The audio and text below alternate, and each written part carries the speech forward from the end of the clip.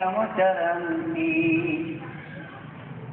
Taste पदं संग्रहेण ब्रव्रवीर्यो निशीयत। पूज्यपाद मुनि जी, जो हमारे इस संस्था के और कार्यक्रम के आप अध्यक्ष हैं, श्रद्धाभाजन माननीय डॉक्टर साहब मंत्री जी, इस संस्था से जुड़े सभी कार्यकर्ता और अधिकारी वर्ग, विभिन्न आर्य समाज से आए हुए आर्य समाज के सभी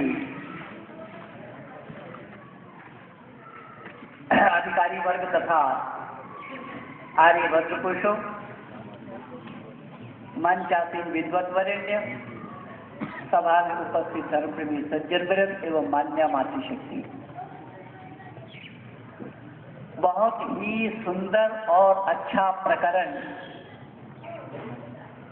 आप लोगों का छिड़ा हुआ है और वह प्रकरण है मां पर। हम और आप जो नाटक देख रहे थे, मैं इसीलिए बोला कि मैं इनकी बात ही कर रहा था, तो ये सुनते तो ये लाभ होता है इनको, क्या हमारे आर्य समाज की क्या मान्यता है, हमें देखा क्या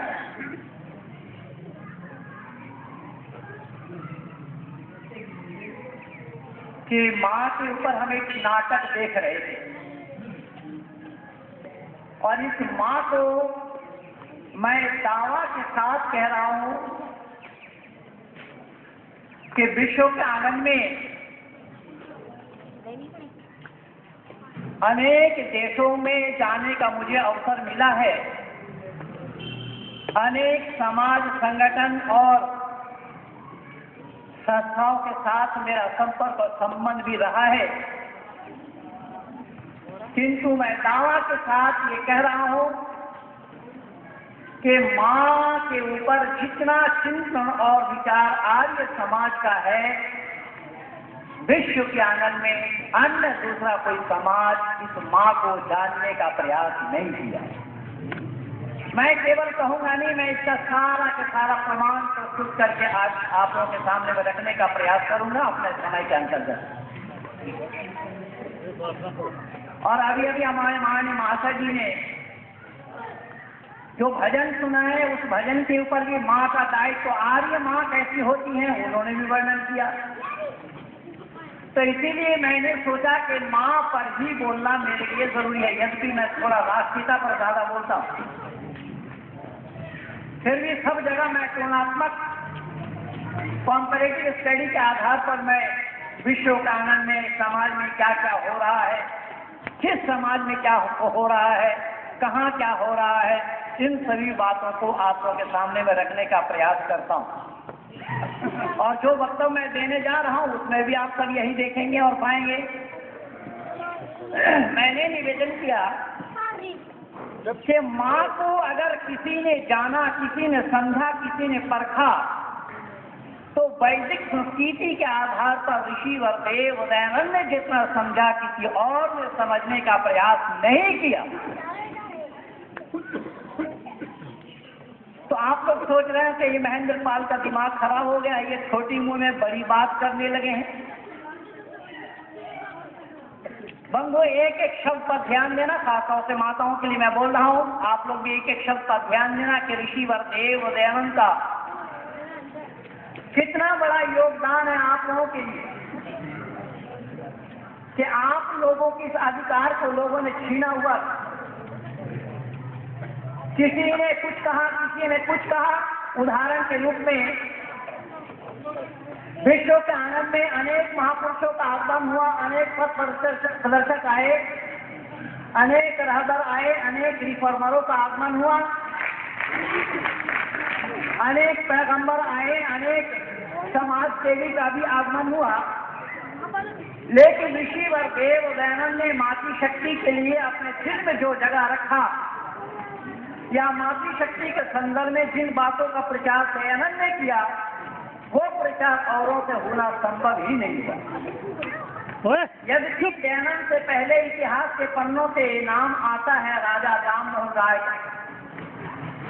राजा राममोहन राय ने सती प्रथा के खिलाफ बाल विवाह के खिलाफ भी उन्होंने काम किया, मूर्ति पूजा के खिलाफ उन्होंने काम किया, जन्म से जातिवाद को वो नहीं मानते थे, उसके ऊपर भी उन्होंने काम किया। ईश्वर चंद्र विद्यासागर जी ने भी काम किया, लेकिन ऋषि वरदेव दयानंद का जो काम था वो काम औरों से होना संभव नहीं हुआ। या तो आप यूं कह सकते हैं कि उन लोगों के छूटे हुए काम को अगर पूरा किया तो जिस ऋषि का सर परिणाम ऋषि दयानंद था। जैसा कि मैंने निवेदन किया कि आदि गुरु शंकराचार्य से पूछा गया था मातृशक्ति के बारे में, तो उन्होंने नारी को नरक का द्वार कह दिया, जो मैं पहले इस सत्र में बोल चुका हूं। उसके बाद भी कई महापुरुषों का आगमन हुआ, जिन जिन से लोगों ने पूछने का प्रयास किया उन्होंने जवाब क्या दिया।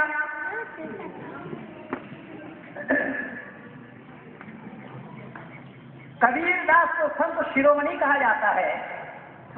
कबीरदास से पूछा कि मातृशक्ति के लिए आप अपने दिल में कोई जगह रखते हैं क्या? तो कबीर ने कहा, माताओं के लिए कहते हो, महिलाओं के लिए कहते हो कि नारी की छाया पर अंधा हो तो भुजंग, कबीरा तो किंगति जो नित्य नारी के संग। कबीर साहब कह रहे हैं कि महिलाओं की परछाई अगर सांप पर पड़ जावे तो सांप अंधा हो जाता है। और आप लोग तो ऐसे इलाके में रहते हैं, ये गांव का गांव भी और शहर का शहर भी। कभी भी खेत के तरफ अगर माताएं निकलती हैं, आप अपने परछाई कभी सांप पर पड़ जावे तो देख लेना सांप का बाप भी अंधा नहीं होगा। सांप का अंधा होने का कोई सवाल ही पैदा नहीं होता है। लेकिन कबीरदास का कहने का तात्पर्य यह है कि सांप तो जहरीला है ही, उससे कई हजार गुना ज्यादा जहर महिलाओं में है, इसलिए महिलाओं की छाया पड़ने पर सांप अंधा हो जाता है। ये कहा हजरत ईसा मसीह से पूछा गया क्या आप अपने दिल में कोई जगह रखते हैं क्या महिलाओं के लिए? तो हजरत ईसा मसीह ने बिल्कुल एक शब्द ही पिन छोड़ा दिया, अपना पिन छोड़ा लिया कि महिलाओं में तो सोल ही नहीं है, आत्मा ही नहीं है। इस्लाम के प्रवर्तक हजरत मोहम्मद मुस्तफा सल्लल्लाहु अलैहि वसल्लम से पूछा गया कि आपके दिल में महिलाओं के लिए कोई जगह है क्या? तो कुरान की भाषा में अल्लाह ने सुना दिया, निसाउकुम हर्सुल लकुम फातु हर्सकुम अन्ना शि'तुम वक़द्दिमू लिअन्फुसिकुम, कि महिलाएं के लिए पूछते हो, महिलाएं क्या है? ये पुरुषों के लिए खेत है। निसाउकुम हर्सुल लकुम फातु हर्सकुम अन्ना शि'तुम वक़द्दिमू लिअन्फुसिकुम, कि ये पुरुषों के लिए खेत है, उस खेत से जैसा चाहो वैसा ही फसल उत्पन्न करो। यानी इस्लाम के दृष्टि में महिलाएं एक भोग्य वस्तु के अतिरिक्त कुछ भी मर्यादा इनकी नहीं है। पर मैं इसके ऊपर चिंता में विचार किया, पर ये मत समझिएगा कि बरवाला में रहते हुए किया, मैं जब बावली में आया तब किया। बरवाला में रहते हुए इस पर विचार करना मेरे लिए ममानियत नहीं रहा। हम तो सोच भी नहीं सकते थे इस बात में, लेकिन मानवता पर मैं प्रचार जरूर करता था। बरवाला की आवाज बावली तक, बावली में जितने भी मदरसा है वो लोहारों में सबसे बड़ी मस्जिद जो है बीच में, उसमें मदरसा है। उस मदरसा में जितनी भी मीटिंग होती थी मेरी अनुपस्थिति में कोई मीटिंग ही नहीं होती, कोई भी निर्णय लिया जाता था वहां मुझे बुलाया जाता था।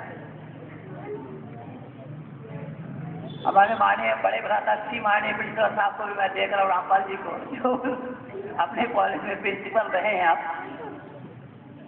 तो मैंने निवेदन किया कि इसके ऊपर जब मैं चिंतन और विचार किया वैदिक धर्मी बनने के बाद, कि हो सकता है यहाँ पर यह कहा गया होगा कि महिलाएं पुरुषों के लिए खेत है, उस खेत से जैसा चाहो ऐसा ही फसल उत्पन्न करो, तो अच्छा से अच्छा संतान उत्पन्न करने के लिए, उत्पत्ति करने के लिए कहा गया हो। ये संभव है।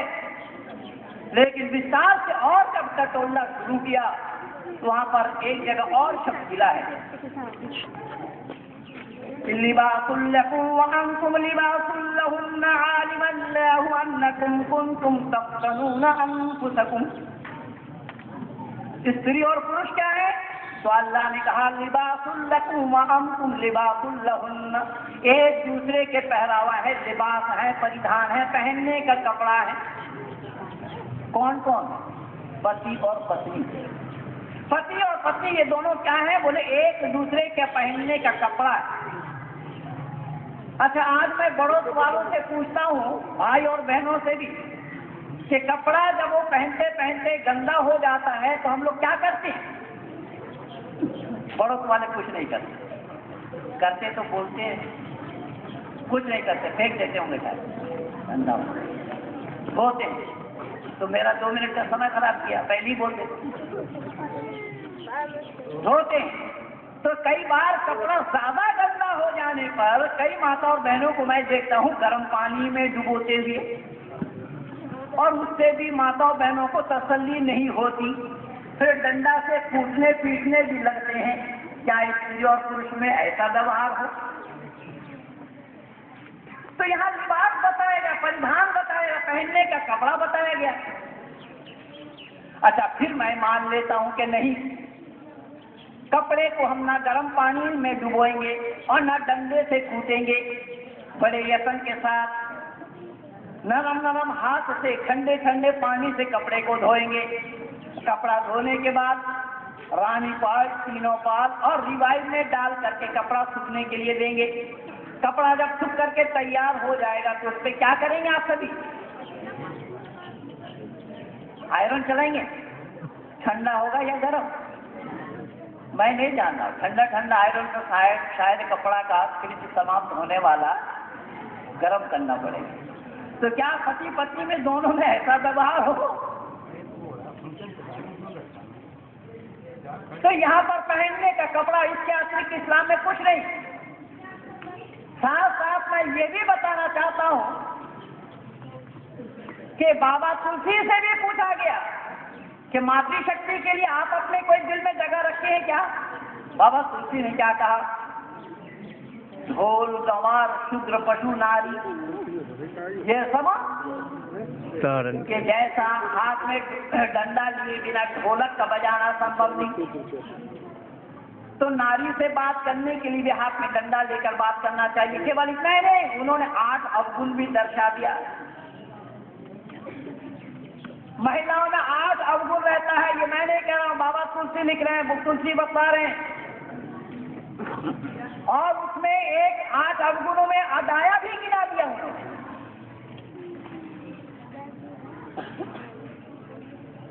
अशौच रहती, अपवित्र रहती हैं, इनके अंदर में दया नहीं होती, इस तरीके से उन्होंने 8 अवगुण गिनाया। अब ऋषि दयानंद से जब पूछा गया कि आप अपने दिल में कोई जगह रखते हैं क्या, तो उन्होंने वेद से प्रमाण दिया। अभी आचार्य जी और हम दोनों चर्चा कर रहे थे सुबह। आचार्य जी ने कहा कि वहां पश्च समाने का केवल पश्च नहीं, वहां शरीर ब्रह्म बहुविध है, आगे आकर के बोला गया। स्वयं परम पिता परमात्मा ने वेद मुकद्दस में मातृशक्ति को ब्रह्मा कहा। ब्रह्मा शरीर ब्रह्म बहुविध, नीच निगाह वाली, अपने को हिफाजत करने वाली जो महिलाएं हैं, उन्हीं महिलाओं को ब्रह्मा की उपाधि स्वयं परमपिता परमात्मा ने दी। ब्रह्मा के माने है बनाने वाला, निर्माण करने वाला।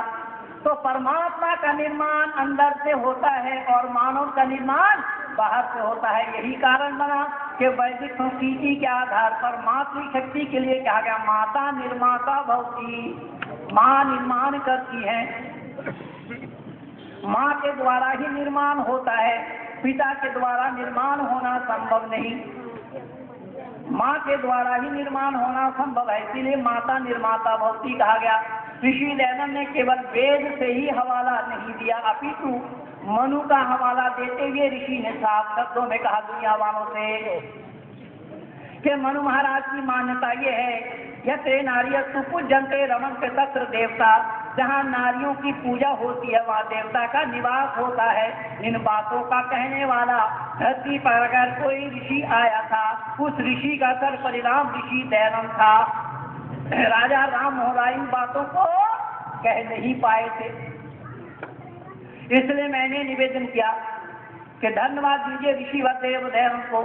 अगर दयानंद का आगमन न हुआ होता तो यहाँ पर जो पढ़ने पढ़ाने का जो कार्यक्रम चल रहा है मातृ शक्ति के द्वारा, माताओं के द्वारा, ये काम होना संभव नहीं था।